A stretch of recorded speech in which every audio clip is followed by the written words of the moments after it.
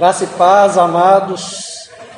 Uma grande alegria poder estar aqui nesse domingo de manhã, na casa do Senhor, poder compartilhar com os queridos um pouco da palavra de Deus, aquilo que Deus tem colocado no meu coração. Quero agradecer ao amado Fredson pelo convite, estarmos aqui nessa manhã. Estamos aí chegando no mês de maio, mês da família, E nada melhor do que falar da família nós íamos já no início, lá na criação. E a criação está em Gênesis. Gênesis, junto com, dentre os 5 primeiros livros da Bíblia, faz parte do que nós conhecemos como Pentateuco. O Pentateuco é atribuído à autoria de Moisés. Moisés, quando estava ali atravessando o deserto, em peregrinação, depois de 400 anos, o povo de Israel cativo no Egito, Moisés vai ali conduzir esse povo à terra prometida por 40 anos. E nesse período, Deus falava pessoalmente com Moisés. É diferente de toda a Bíblia. Nós temos que toda a Bíblia é inspirada por Deus e pelo seu Santo Espírito, mas aqui nesses 5 primeiros livros da Bíblia, Deus falava intimamente com Moisés. Então é a própria palavra de Deus dirigida a nós e registradas nesses 5 primeiros livros da Bíblia. E o livro de Gênesis, os capítulos 1º, 2º e 3º, eles vão nos relatar em sequência toda a criação de Deus. E observe que Deus, Ele cria todas as coisas com o poder da sua palavra. Com o poder da palavra, Deus cria todas as coisas, e ao criar todas as coisas, Deus vê que é bom. No 6º dia, Deus cria o homem e a mulher, e Deus contempla toda a sua criação e vê que é muito bom. Em sequência, no capítulo 2, nós vemos detalhadamente a criação do homem. Deus forma o homem com as suas próprias mãos do pó da terra. E o texto também vai narrar a criação de um jardim, o jardim do Éden.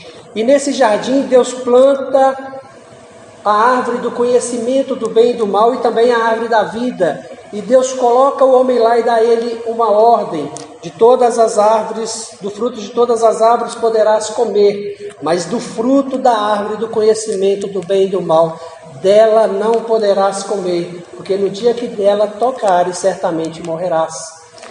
Em sequência, nós vemos detalhadamente a criação da mulher, do versículo 18 até o versículo 25. E exatamente nesse contexto, Deus vai apresentar alguns princípios para o relacionamento deste homem e desta mulher. E no capítulo 3 nós vemos o relato da queda do homem.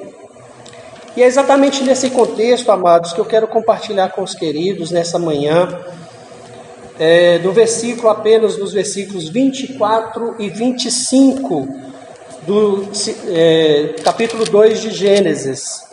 Gênesis 2, 24 e 25, sobre o qual nós meditaremos.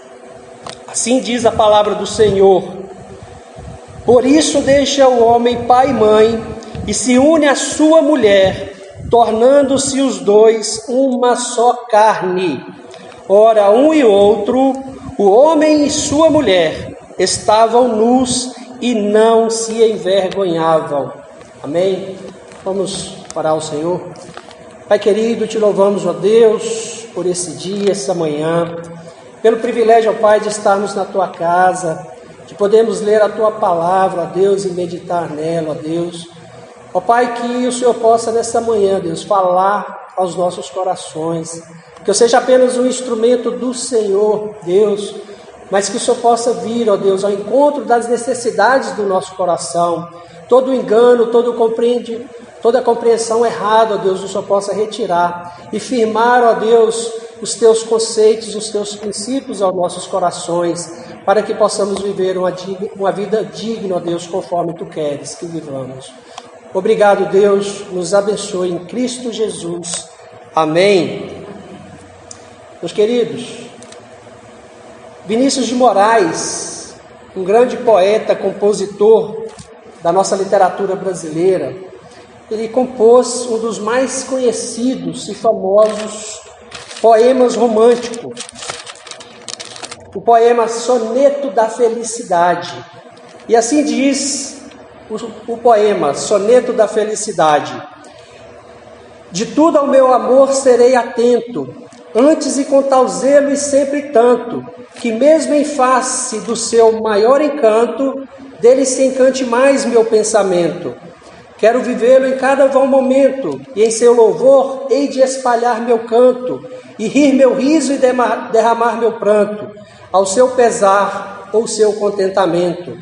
E assim, quanto mais tarde me procure, quem sabe a morte, angústia de quem vive, quem sabe a solidão, o fim de quem ama, eu possa me dizer do amor que tive, que não seja imortal, posto que é chama, mas seja infinito enquanto dure. Acredito que alguns agora até voltaram à memória e captaram de que se trata o soneto da felicidade. Pois bem, por mais que seja famosa essa poesia, e o poeta apresenta esse tipo de amor, mas ele apresenta como um amor que se apaga. Mas o amor, ele não se apaga. O poeta diz que se apaga posto que chama, mas nós acreditamos, o que Paulo escreveu a 1 Coríntios 13, que o amor dura para sempre. O amor jamais acaba. Paixão é chama e pode acabar. O amor não. O poeta fala aqui de uma união momentânea, por mais ele não está falando aqui em casamento. Ele está falando apenas de um romance que teve. E ainda que ele use a palavra enquanto dure, mesmo que seja infinito, a sua preocupação é tão somente viver o aqui e o agora. Ele está em busca não de realizar, proporcionar prazer para o outro, ele está em busca do seu próprio prazer. É mais um sentimento egoísta do que um sentimento altruísta. Nada a ver com o que nós entendemos na palavra de Deus como sendo um casamento. E isso deixa-nos claro a profunda falta de entendimento sobre casamento, não só que o poeta tem, mas que muitos têm por aí. Não compreende verdadeiramente o que era um casamento conforme os princípios da palavra de Deus. E é exatamente nesse contexto que nós lemos, que Moisés nos apresentou aqui, ele nos apresenta sim princípios para um casamento perfeito.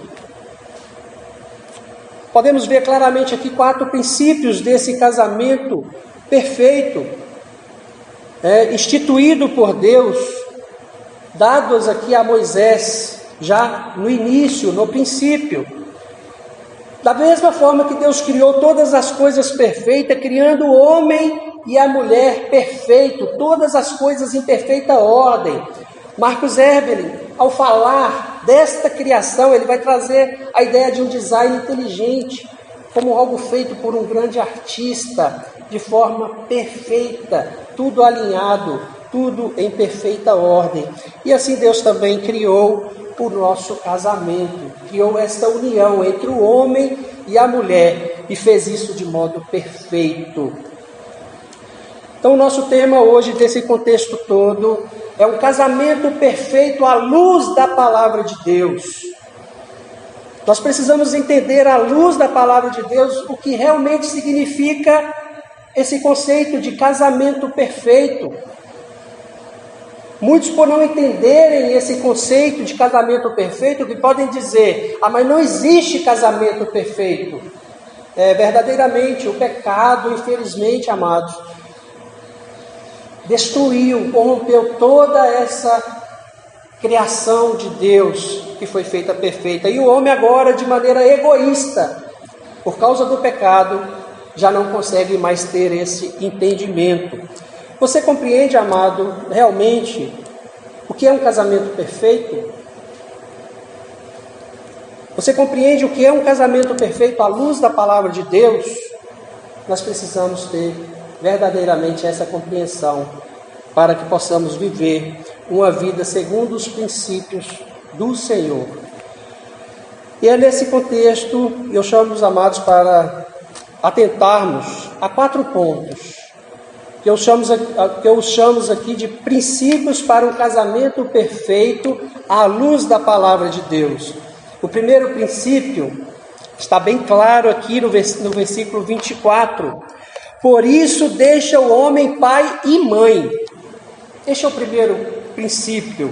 Eu quero chamar esse princípio aqui de um princípio da independência. Talvez esse seja o princípio mais difícil dentre os 4 que nós vamos ver. Por quê? Porque envolve deixar. Deixar é difícil. Nós estamos apegados com os nossos pais, né? Há uma dependência enquanto solteiros, há uma segurança, há algo que está aqui nos acolhendo, nos dando suporte e segurança. Agora vamos partir para uma nova vida, no casamento, e essa nova vida gera insegurança. E isso envolve romper esse laço com os pais.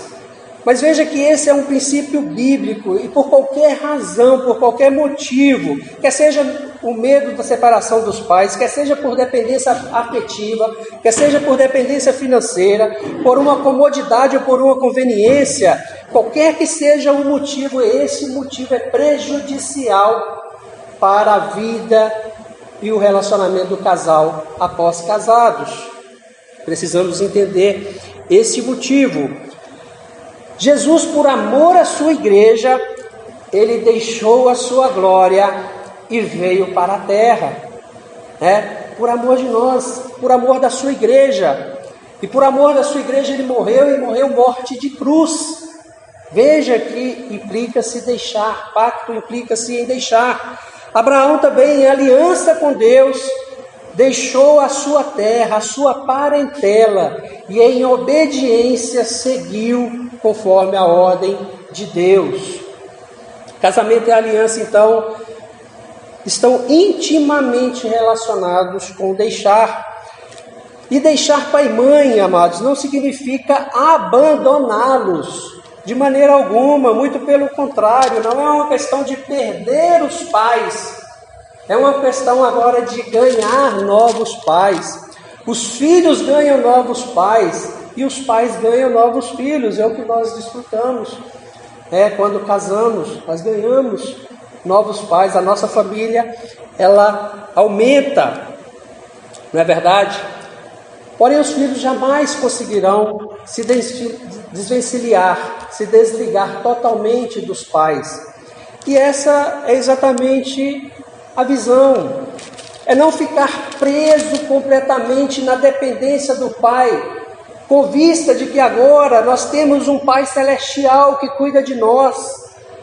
E a nossa dependência deve ser exclusiva a este Pai celestial. E na dependência desse Pai celestial, nós vamos ser supridos em todas as nossas necessidades e o nosso casamento vai ser abençoado. Mas quando nós nos apegamos somente à dependência dos nossos pais aqui na terra, nós deixamos de buscar essa nossa independência e nós também deixamos de confiar naquele que é o nosso provedor. Então veja que é um princípio muito sério.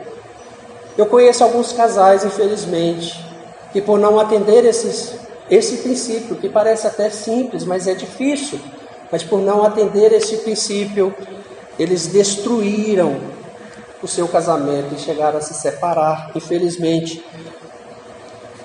Um velho ditado, diz que quem casa quer casa. É verdade? Quem casa quer casa.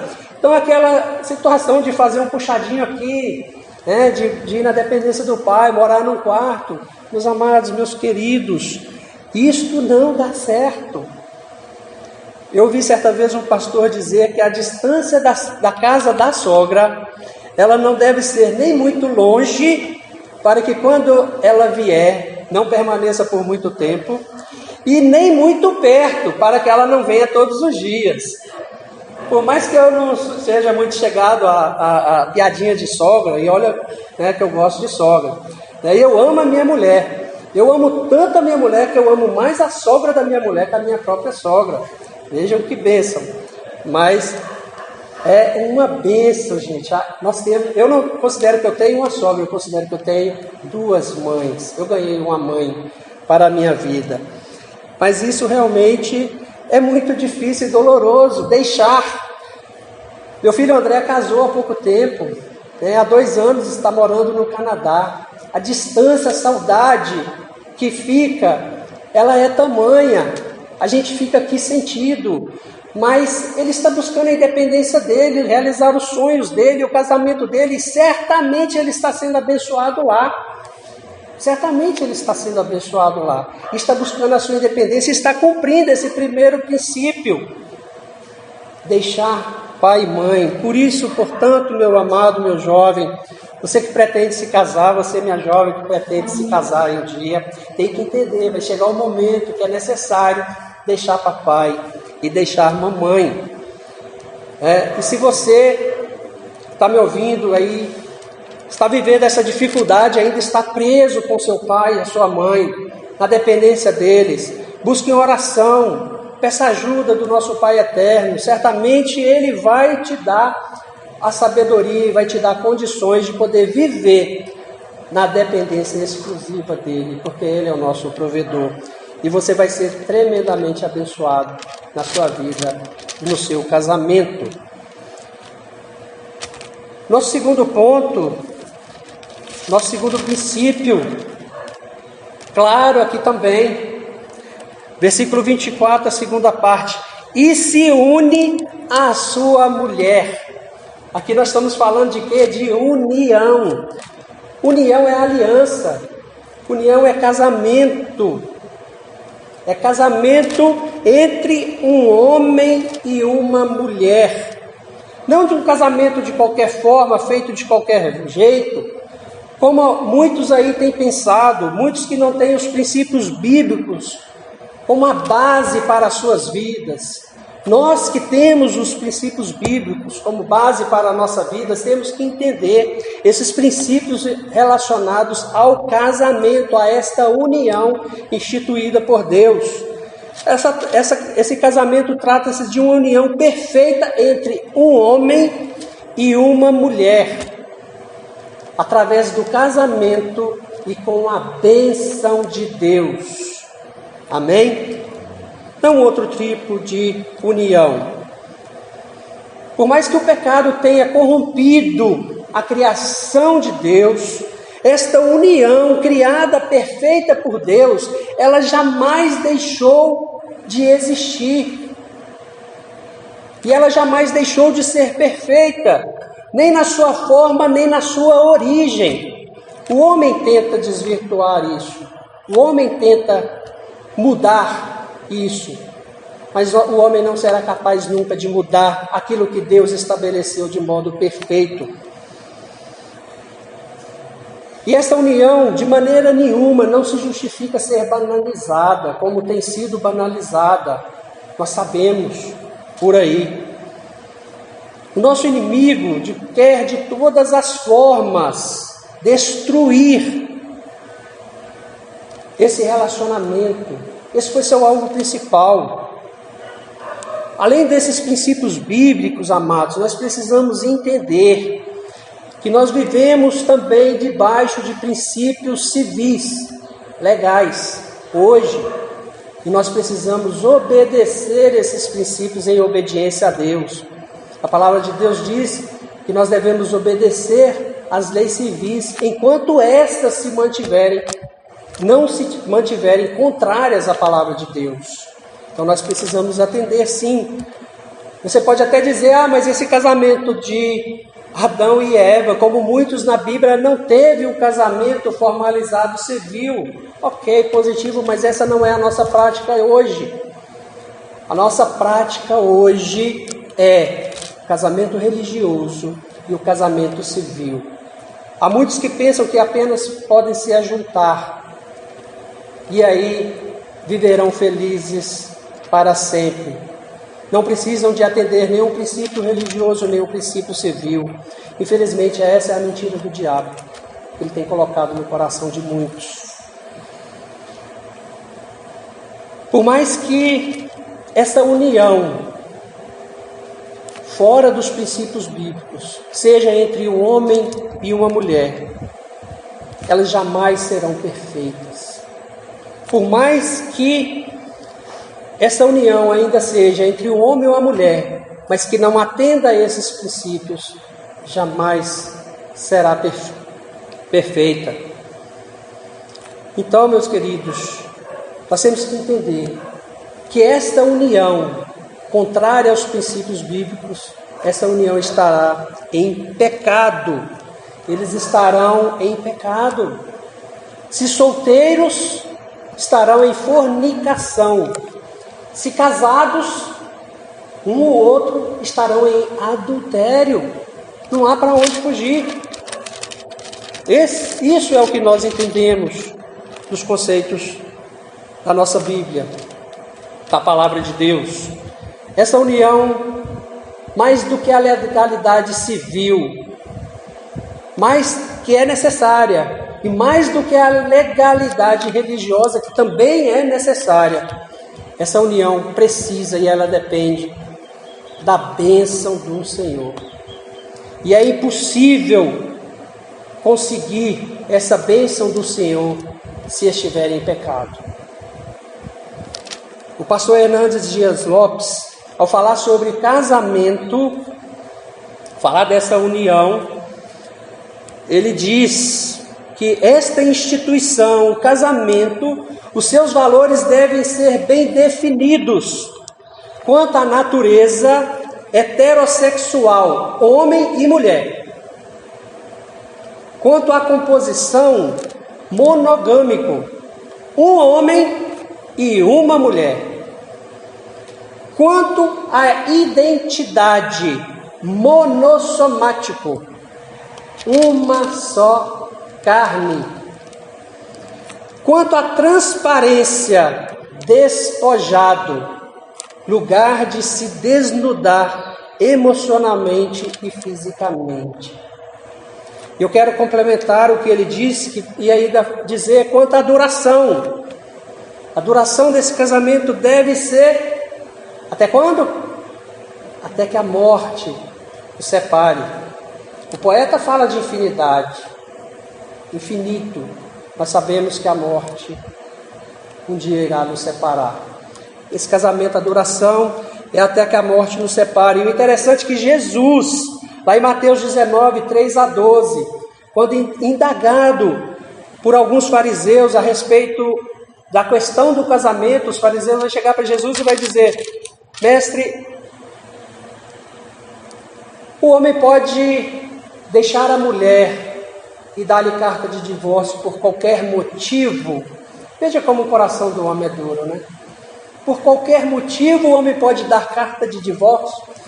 Aí Jesus vai dizer exatamente a resposta de Jesus a eles. Vai ser esse texto ao qual nós estamos meditando. Vê que ele vai lá no início, ele vem aqui no princípio e ele vai dizer: não tendes lido que o Criador desde o princípio os fez homem e mulher, e que disse: por esta causa deixará o homem pai e mãe, e se unirá à sua mulher, tornando-os os dois uma só carne. O que Deus ajuntou, não separe o homem. Aleluia. Quanto à eternidade, se é até que a morte o separe, também é uma questão em relação à eternidade. E na eternidade, como vai ser? Jesus, certa vez indagado por alguns saduceus.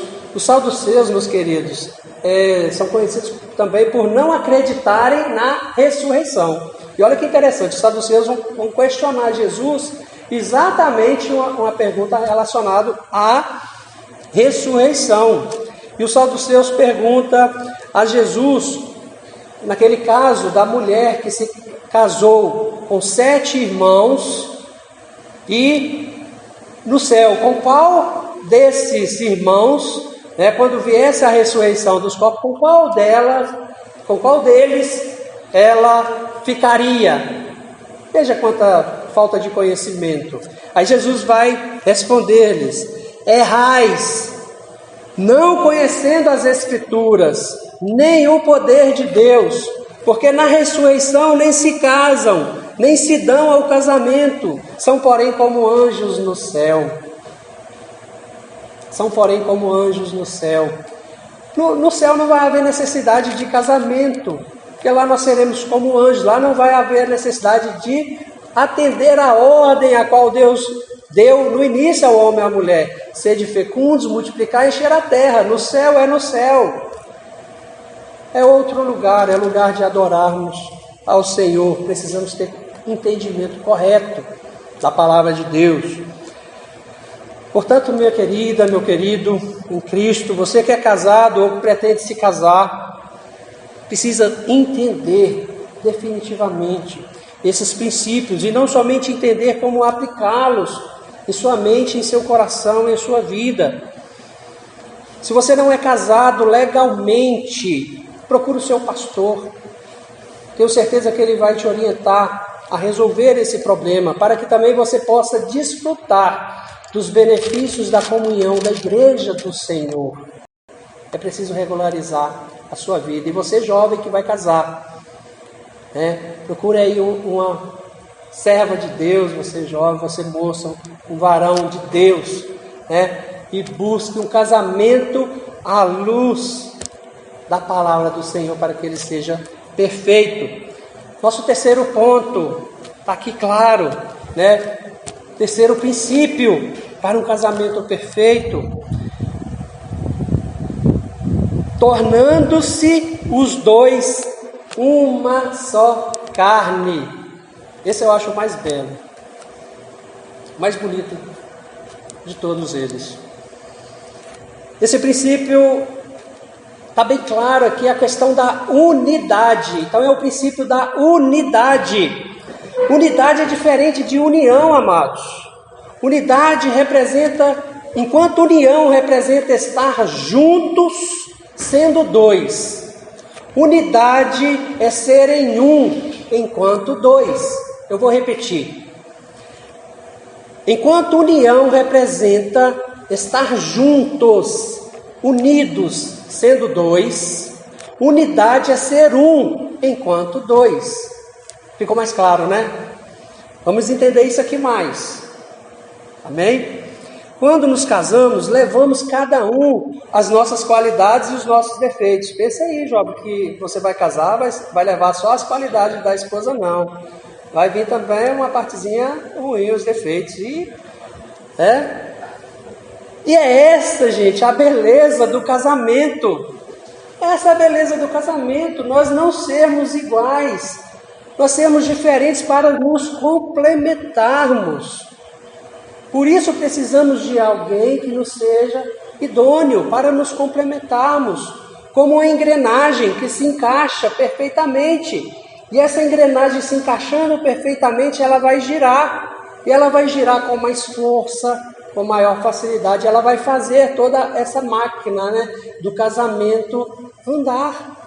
Se nós fôssemos iguais, iria deslizar, não iria se encaixar. Essas diferenças é que nos tornam melhores. Por isso somos semelhantes, mas não iguais.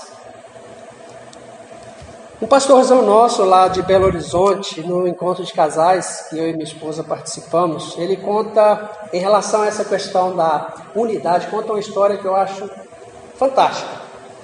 A história de dois orientais. A esposa é Xi e o marido é Li. E essa esposa, ela pede ao marido, sabendo que esse marido é um exímio artesão, um artista, e ela pede a seu marido para que ele fizesse duas esculturas, dois bonecos de argila que os representasse. E aí o marido, obediente, manda quem pode, obedece quem tem juízo, vai lá, pega lá uma argila rosinha e faz uma bonequinha linda, perfeita, tá uma argila amarelinha e faz um bonequinho lindo, idêntico a ele. E ele vai e traz, antes de levar ao forno, esses dois bonequinhos para a esposa, que aguardava ansiosa a sua arte. E aí ela pega e diz: meu marido, você realmente é um exímio artista, você é um excelente artista. Veja que esta verdadeiramente sou eu. Eu posso ver todos os traços característicos nesse boneco. E aqui também te representa. Porém, os dois não nos representam mais. E ela vai, bate os dois bonecos e amassa. Opa, caiu até uma pergunta. Amassou os dois bonecos. Parece insensível, parece duro. Todo o trabalho do marido, se fosse eu ficaria revoltado ali. Mas todo o trabalho do marido com aquela arte. E ela amassa. E ela fala com ele: vai e amassa bem. Até que não se possa ver nenhuma tonalidade de cor diferente nos dois. Então você pega e faça novamente 2 bonecos e os trazem para mim. O marido lá de novo, foi fazer a sua arte. Amassou bastante, fez os 2 bonecos novamente perfeitos. Levou-os ao forno e agora trouxe aquela escultura de arte para a esposa. E ela, ao ver, falou assim: marido, agora sim, eles realmente nos representam. Agora somos um casal, somos um. E é exatamente esse princípio, esse conceito de unidade. É ser um, não ser 2. Isso não quer dizer que nós vamos deixar de ter as nossas diferenças. Isso não quer dizer que nós vamos deixar de ter as nossas particularidades, que nós vamos deixar de fazer aquilo que fazemos individualmente, vamos deixar de ter as nossas individualidades. Não. A diferença é que nós vamos ter todas essas coisas agora com o entendimento que já não mais somos um, sozinhos. Somos um enquanto 2, somos 2. Somos um casal. Então devemos procurar fazer e viver as coisas comuns dos 2. Dar preferência a viver essa unidade, tendo uma vida em comum, os 2.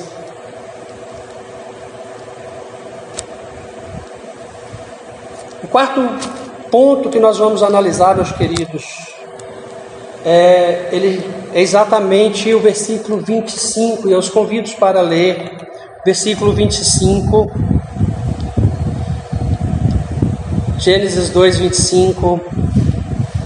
Ora, um e o outro, o homem e sua mulher, estavam nus e não se envergonhavam. Esse texto ele está inserido no contexto da criação detalhada da mulher. Olha que interessante. Parece que nesse texto da criação detalhada da mulher, Moisés se perdeu e mudou de assunto. Nós vimos lá que na criação Deus formou o homem e a mulher, e fez toda a sua criação e disse que era bom. Ao homem e à mulher ele disse que era muito bom. E agora no versículo 18 do capítulo 2 de Gênesis, ele vai dizer: disse mais o Senhor Deus: não é bom que o homem esteja só. Far-lhe-ei uma auxiliadora que lhe seja idônea.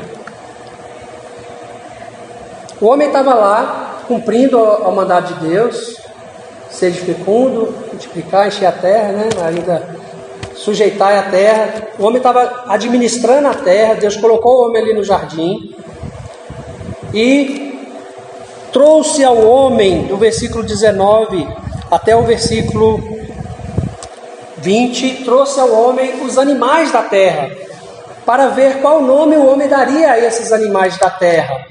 E o homem cumprindo essa missão, dando nome aos animais da terra, Deus vai ver que Não era bom. Para o homem não se achava uma auxiliadora que lhe fosse idônea.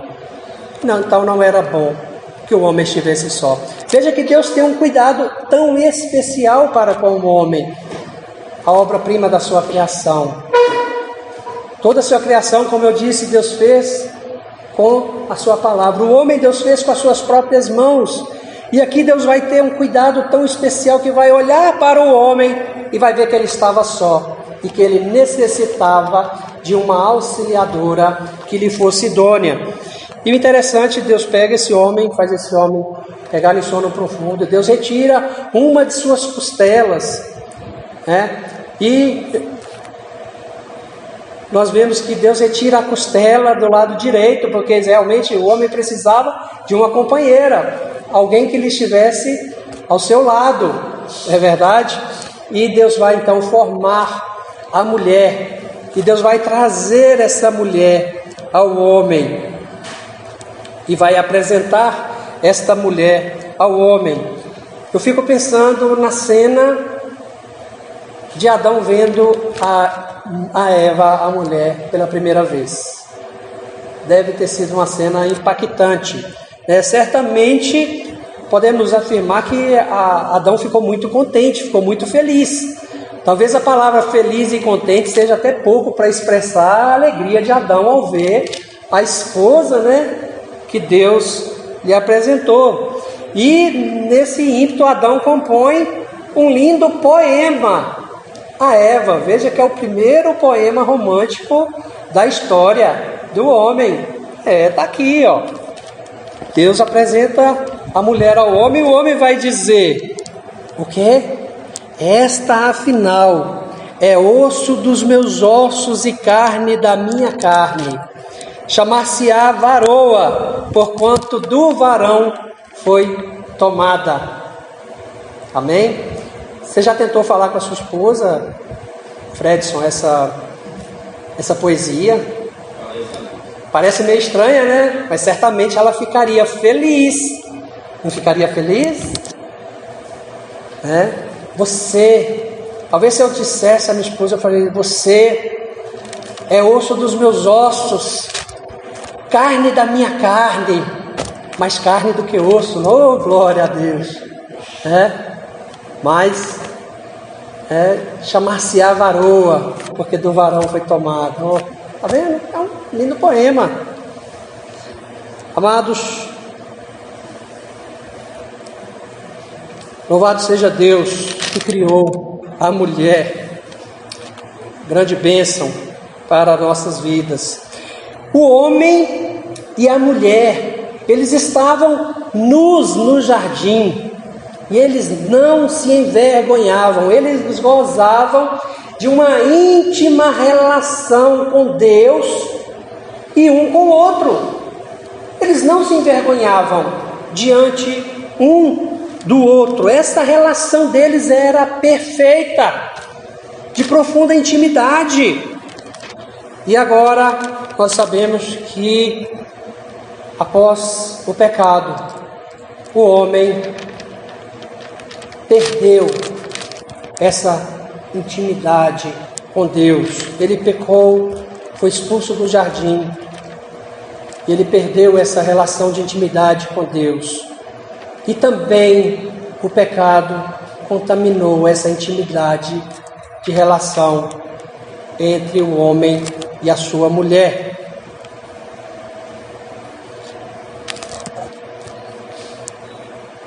E agora, depois de pecarem, Deus aparece no jardim e vai questionar o homem: por que você está escondido? E ele vai dizer o quê? A mulher que tu me deste. Agora já não parece mais tão romântico. Veja que o pecado corrompeu completamente o coração do homem. Aquela mulher que tu me destes, ela me deu do fruto e eu comi. Infelizmente o homem até hoje quer fugir das suas responsabilidades e da sua culpa, e quer atribuir a culpa a outro. Amados, Jesus Cristo veio e morreu na cruz do Calvário, exatamente para restabelecer esta relação íntima com Deus. Não só a nossa relação íntima com Deus, mas também a nossa relação íntima com a nossa mulher, para que ela novamente viesse a ser perfeita e abençoada. Por isso necessitamos desses princípios para o nosso casamento. Por isso, amados, busquem essa intimidade com Deus. Lá em Eclesiastes 4, 9 e 12, o texto nos diz, Eclesiastes 4, de 9 a 12: melhor é serem dois do que um, porque tem melhor paga do seu trabalho. Porque se caírem um companheiro, se caírem um levanta o companheiro. Ai, porém, do que estiver só, pois caindo não haverá quem o levante. Também se dois dormirem juntos, eles se aquentarão, mas se um só, como se aquentará? Se alguém quiser prevalecer contra um, os dois lhe resistirão. Cordão de 3 dobras não se rebenta com facilidade. Por mais que nós sejamos fortes, sem Cristo, nós somos incapazes de sustentar o nosso casamento e o nosso relacionamento.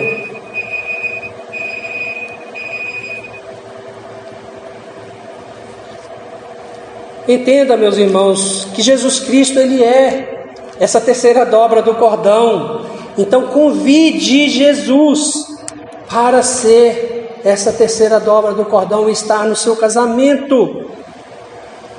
É Ele quem nos torna perfeitos e aperfeiçoados para vivermos um relacionamento duradouro, capaz de suportar as dificuldades da vida, até que a morte nos separe. É Ele quem nos capacita a amar, é Ele quem nos capacita a respeitar e a honrar, e a viver um casamento que glorifica o nome do Pai eterno. Ele é o elo da corda. Ele é essa corda mais forte, que não permite que o nosso casamento se arrebente ou se destrói. Busque, amados, em seu relacionamento. Busque em sua relação, a sua união, estar firmes com Jesus, para que essa união seja perfeita e seja firme, para que seu casamento seja abençoado e aperfeiçoado por Cristo para a glória do Senhor. O poeta, ao falar dos seus amores, ele demonstrou um interesse egoísta, uma felicidade momentânea.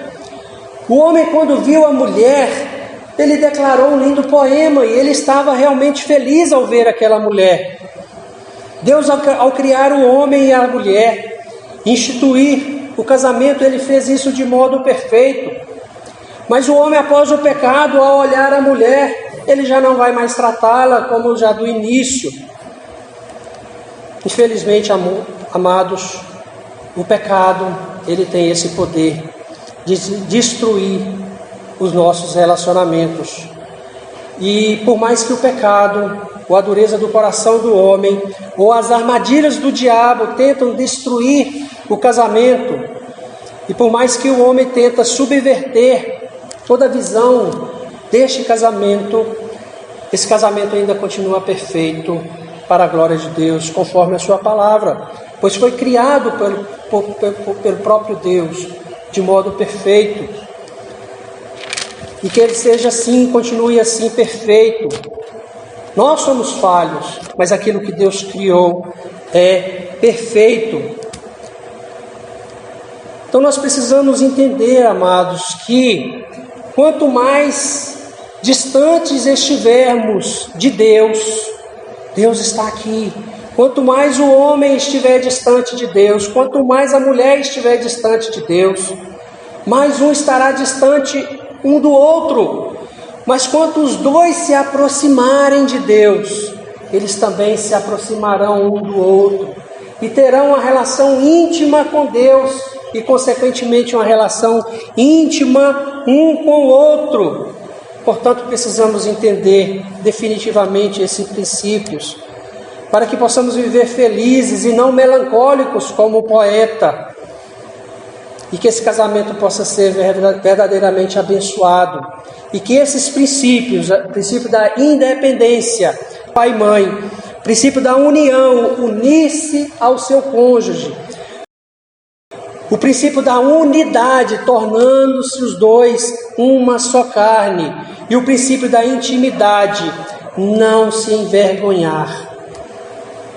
Mas agora, libertados do pecado, possam buscar uma vida de intimidade com Deus e uma vida de intimidade com a sua esposa, que agrade a Deus, para louvor e glória do nome do Senhor.